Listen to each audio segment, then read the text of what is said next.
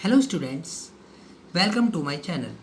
इस वीडियो में आज हम बात करने वाले हैं फैक्टराइजेशन ऑफ पॉलिनोमियल्स की, जो है क्लास 9 से।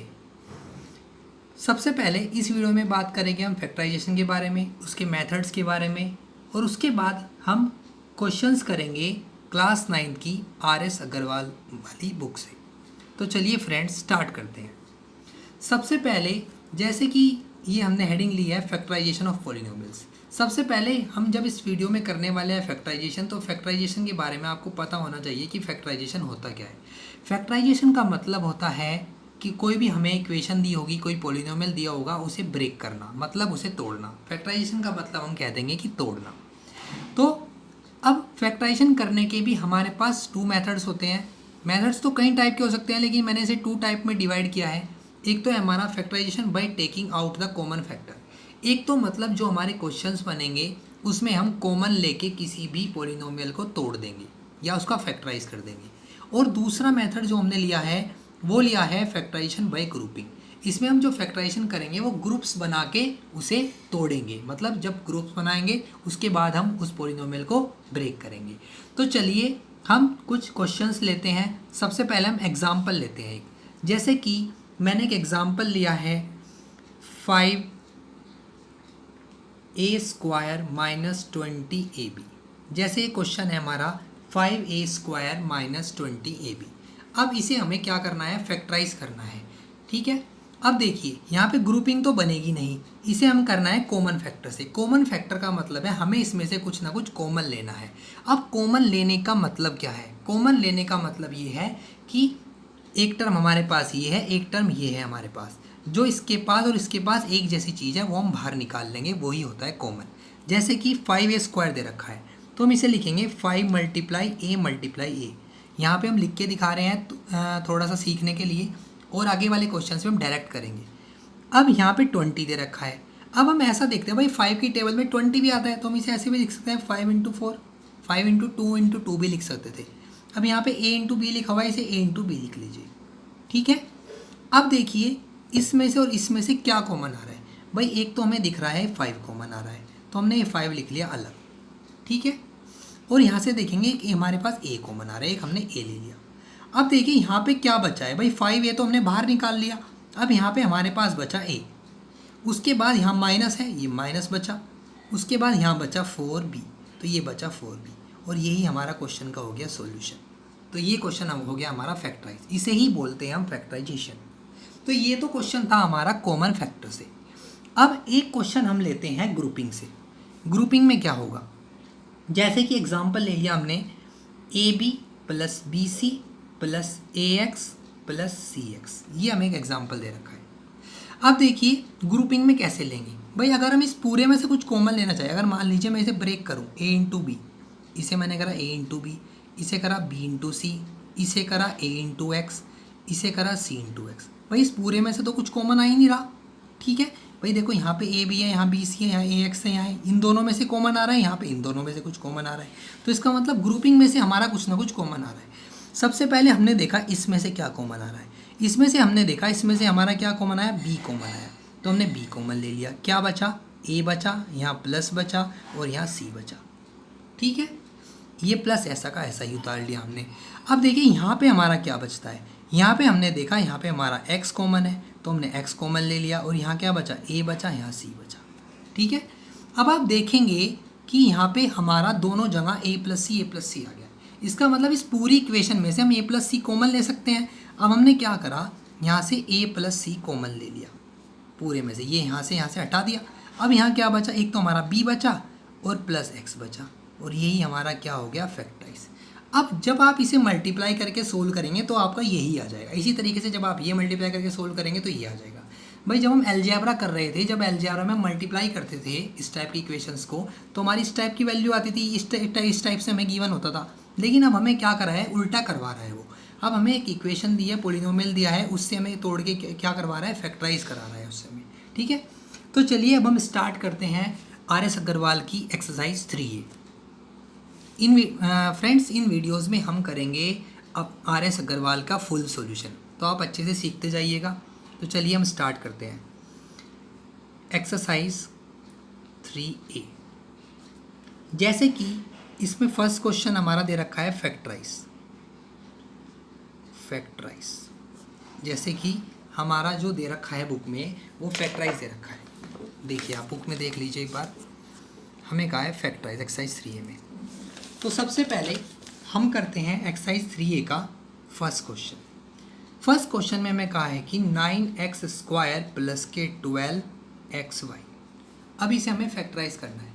चलो इसे हम थोड़ा सा सिंपल तरीके से ही करते हैं। पहले भाई 9 को हम 9 है, 3 की टेबल में 9 भी आता है 12 भी आता है। हम इसे इस तरह से ब्रेक कर सकते हैं 3 × 3 और x² को कर सकते हैं x × x प्लस, इसे ब्रेक कर दिया। अब 12xy को ब्रेक करेंगे, 12xy को ब्रेक कर लेंगे 3 × 4 × x × y। ठीक है। अब देखिए इसमें से और इसमें से क्या कॉमन आ रहा है। भाई 3 कॉमन आ रहा है एक, तो हमने 3 बाहर लिख लिया। ठीक, यहाँ 1x कॉमन आ रहा है, 1x कॉमन ले लिया। अब यहाँ क्या बचा हमारे पास, यहाँ बचा 3 और x बचा तो हमने 3x लिख दिया। बीच में प्लस बचा और यहाँ क्या बचा 4y बचा तो हमने लिख दिया 4y। यही हो गया हमारा फैक्टराइज। इसमें हम डायरेक्ट भी कर सकते थे। भाई हमने देखा, हमने इसमें से ले लिया HCF। देखो इसमें हम HCF ही करते हैं जनरली। तो भाई जैसे हमारा 9 और 12 दे रखा है, 9 और 12 का हम HCF ले लेते हैं। ठीक है, तो वो क्या होता है 3, तो हमने लिया 3 कॉमन आ गया। भाई 3 3 जा 9, 3 4 जा 12। जब हमने 3 कॉमन लिया और यहाँ पे 2 पावर थी, यहाँ पे 1 पावर थी x की, तो हमने 1 पावर x कॉमन ले लिया। तो 3 3 जा 9, x ही x में मल्टीप्लाई करें x², 3 4 जा 12 और एक y, ऐसा कैसे बचा। चलो और क्वेश्चन देखते हैं, उसमें आपको क्लियर हो जाएगा। सेकेंड क्वेश्चन जैसे कि 18x² y माइनस 24xyz, जैसे ये क्वेश्चन दे रखा है। अब देखिए हम ऐसी टेबल देखते हैं जिसमें 18 भी आता हो और 24 भी आता हो। तो हमने देखा 6 की टेबल देखी, 6 3 जा 18, 6 4 जा 24। तो इसका मतलब हुआ 18 और 24 का जो HCF है ना वो हमारा 6 है। तो हमने क्या करा 6 ले लिया। ठीक है। अब देखिए यहाँ पे x की पावर 1 दी है, यहाँ पे x की पावर 2 दी है। तो जो पावर कम होती है वो हम लेते हैं कॉमन। जैसे यहाँ पे पावर 1 है, यहाँ 2 है, तो हमने एक पावर कॉमन ले ली जो कम वाली पावर थी। ठीक, इसी तरीके से यहाँ पे y की एक पावर है, यहाँ पे भी y की एक पावर है, तो ये पूरा का पूरा y कॉमन आ गया। अब यहाँ पे बचा क्या, भाई हमने 6 का 6 कॉमन लिया था, तो 6 कितने जा 18 होता है, 6 3 जा 18 होता है, तो 6 3 जा 18 वेरीफाई हो गया। मतलब जब आप इसमें मल्टीप्लाई करेंगे तो 18 ही आ जाएगा। अब यहाँ पे हमने एक पावर कॉमन ले ली थी, तो इसका मतलब एक पावर यहाँ से कम हो गई, तो यहाँ कितनी पावर बची, एक पावर बची। y तो खत्म ही हो गया था क्योंकि एक y था, दोनों बाहर आ गए। ठीक है, माइनस 6 4 जा 24, xy तो कॉमन आ गया था, दोनों की 1 1 पावर थी। देखो यहाँ पे x1 और यहाँ पे क्या बचा z, तो यही हमारा हो गया आंसर। अब इससे ज़्यादा हम इसे ब्रेक नहीं कर सकते, तो यही है हमारा फैक्टराइजेशन। अब आते हैं हम अपने अगले क्वेश्चन पे, थर्ड क्वेश्चन। थर्ड क्वेश्चन में हमें कहा है 27a³ b³ minus 45a⁴ b², इधर रखा है। अब देखिए सबसे पहले हम HCF देखते हैं कि 27 और 45 का HCF क्या होगा। भाई अगर हम देखें 9 3 जा 27, 9 5 जा 45, 27 और 45 का HCF होता है 9। तो हमने क्या करा 9 कॉमन ले लिया, मतलब 9 का HCF आ रहा है क्योंकि 9 की टेबल में 27 भी आएगा और 45 भी आएगा, ये आ गया इनका HCF। ठीक है। अब देखिए यहाँ पे जो वेरिएबल्स दे रखे हैं, इन वेरिएबल्स में छोटी पावर कौन सी है, a की पावर 3 है, यहाँ a की पावर 4 है, तो a की पावर 3 छोटा है, तो हमने a की पावर 3 बाहर ले लिया। इसी तरीके से यहाँ b की पावर 3 दे रखी है, यहाँ b की पावर 2 दे रखी है। अब जो कम पावर है वो b की पावर 2 है, तो हमने b की पावर 2 कॉमन ले लिया। अब यहाँ क्या बचा 9 3 जा 27, a की पावर 3 तो पूरा का पूरा कॉमन आ गया था, b की 2 पावर आपने कॉमन ली तो यहाँ पे 1 पावर बची, बीच में माइनस ऐसा कैसे ही 9 5 जा 45। अब a की पावर 4 है, यहाँ पे 3 तो आपने कॉमन ले ली थी पावर, कितनी पावर बची, केवल एक ही पावर बची, और b2 तो आपने पूरा का पूरा कॉमन ले लिया था, तो यहाँ पे कुछ नहीं बचा, और यही है इस क्वेश्चन का आंसर। तो यही हमारा क्या हो गया आपस में फैक्टराइज। तो इसके बाद है हमारा फोर्थ क्वेश्चन। फोर्थ क्वेश्चन है 2a x plus y minus 3b x plus Y.